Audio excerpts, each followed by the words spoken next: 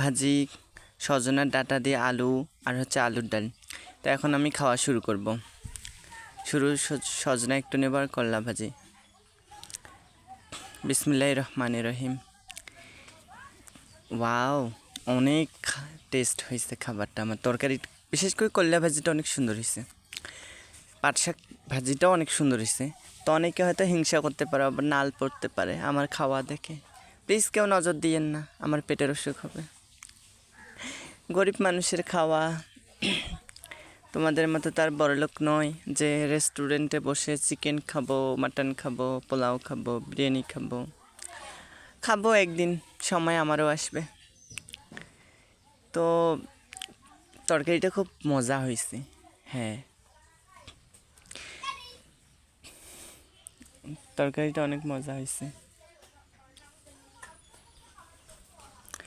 তাও কাউকে নজর দেন না ভাই,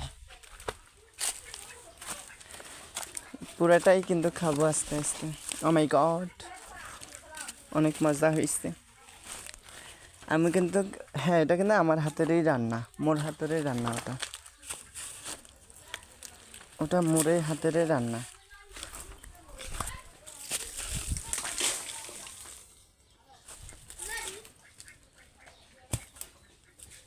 বুঝতেন?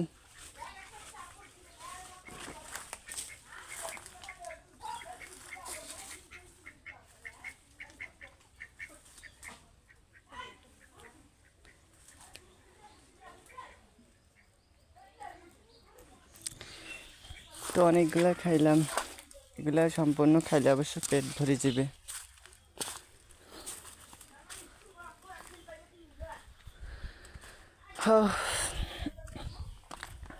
পেট ধরেছে না। সজনার ডাঁটা আর সজনা কিন্তু অনেক পুষ্টিকর একটা খাবার, এটা জানেন? হ্যাঁ, সজনা কিন্তু অনেক পুষ্টিকর একটা খাবার।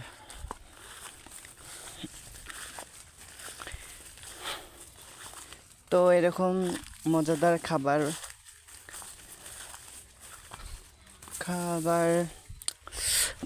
ঝালও হয়েছে, কিন্তু প্রচুর প্রচুর ঝাল হয়েছে। আর চুলগুলো না একটু বিরক্ত করে, খুবই বিরক্ত করে। ও মাই গড, আর যা গরম, সেই গরম, মানে কি বলবো। এই পুরোটা কি খাইতে পারবো? বাবা, অনেকগুলা ভাত নিচ্ছি তো, অনেকগুলা ভাত নিচ্ছি।